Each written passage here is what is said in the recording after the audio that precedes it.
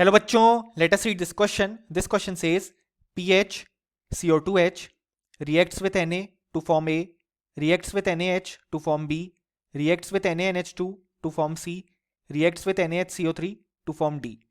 Molar mass of gas A plus B plus C plus D is equal to E, so the value of E is. और हमारे option हैं option A 19, option B 63, option C 64, option D 65. So यहाँ पे PHCO2H हमारे पास compound present है जिसकी reaction हम different reagent के साथ करवाते हैं and then A B C and D में जो गैस ऑब्टेन होती हैं उनका टोटल मोलर मास ई है और हमें ई की वैल्यू बतानी है. सो इस क्वेश्चन को सॉल्व करने के लिए जो की कॉन्सेप्ट रिक्वायर्ड है वो है रिएक्शंस ऑफ बेंजोइक एसिड. अब यहाँ पे जो हमारे पास PHCO2H प्रेजेंट है वो हमारे पास बेंजोइक एसिड है जिसका स्ट्रक्चर कुछ इस तरीके से प्रेजेंट होगा. सो यहाँ पे जो हमारे पास ये वाला हाइड्रोजन होता है वो एसिडिक हाइड्रोजन होता है क्योंकि यहाँ पे जब हमारे पास ये हाइड्रोजन रिमूव होगा तो जो कॉन्जुगेट बेस हमारे पास यहाँ पे फॉर्म हुआ C+O वो हाईली स्टेबल है क्योंकि यहाँ पे रेजोनेंस देखने को मिलेगा विद दी ऑक्सीजन और यहाँ पे दो इक्विवेलेंट रेजोनेटिंग स्ट्रक्चर फॉर्म होंगे जिसमें जो नेगेटिव चार्ज है वो ऑक्सीजन पे डिस्पर्स हो रहा है और हम जानते हैं ऑक्सीजन हाईली इलेक्ट्रोनेगेटिव एलिमेंट है. इसी कारण से जो माइनस चार्ज है वो ऑक्सीजन पे जब जाएगा तो स्टेबल कॉन्जुगेट बेस फॉर्म करेगा.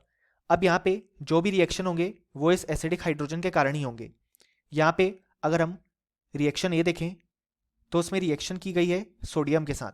सो सोडियम मेटल यहाँ पे H2 गैस रिलीज करवाएगा जब यहाँ पे ये एसिडिक हाइड्रोजन रिमूव होगा और हमें प्रोडक्ट में देखने को मिलेगा PHCOO Na+ और साथ में H2 गैस रिलीज होगी इस तरीके से. देन नेक्स्ट रिएक्शन है विथ NaH. सो NaH का मतलब है Na+ और H-. सो यहाँ पे हमारे पास इस केस में जो प्रोडक्ट फॉर्म होगा वो होगा PHCOO Na+ और जो H- है वो इस H+ को एक्सेप्ट करके फॉर्म करेगी H2 गैस.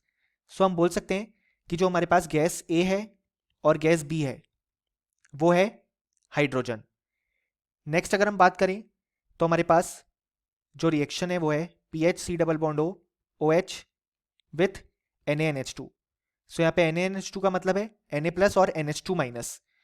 सो जो प्रोडक्ट फॉर्म होगा वो होगा PHCOO Na+ और जो NH2- यहाँ पे बनेगी वो एक्सेप्ट करेगी इस एसिडिक हाइड्रोजन को to form NH3 gas. Next जो रिएक्शन है वो है विथ NaHCO3. अब यहाँ पे NaHCO3 मतलब Na+ और HCO3-. सो यहाँ पे जो प्रोडक्ट फॉर्म होगा वो होगा PHCOO Na+ और जो यहाँ पे एसिडिक हाइड्रोजन H+ रिलीज होगा वो HCO3- के साथ कंबाइन करके फॉर्म करेगा H2CO3 और H2CO3 अनस्टेबल होता है तो वो ब्रेक डाउन हो जाएगा to form H2O and CO2 gas. So यहाँ पे जो गैस फॉर्म हुई वही CO2. सो जो गैस C है वो है NH3 एंड जो गैस D है वो है CO2. अब हमें इन सब का टोटल मोलर मास बताना है. सो H2 का जो मोलर मास है वो हो जाएगा 2. देन NH3 का जो मोलर मास है वो हो जाएगा 14 + 3 यानी कि 17 और CO2 का मोलर मास हो जाएगा 12 + 16 × 2 यानी कि 44. सो अगर हम बात करें टोटल मोलर मास की तो वो हो जाएगा A के लिए 2 क्योंकि H2 है, B के लिए भी 2 क्योंकि H2 है, C के लिए 17 क्योंकि NH3 है और D के लिए 44. सो जब हम इसे सॉल्व करेंगे सो टोटल मास आ जाएगा 65 और यही हमसे पूछा भी क्या है E की वैल्यू जो कि total molar mass of all the gases है. सो यहाँ पे जो करेक्ट आंसर होगा वो होगा ऑप्शन डी 65 और option A B and C incorrect हो जाएंगे.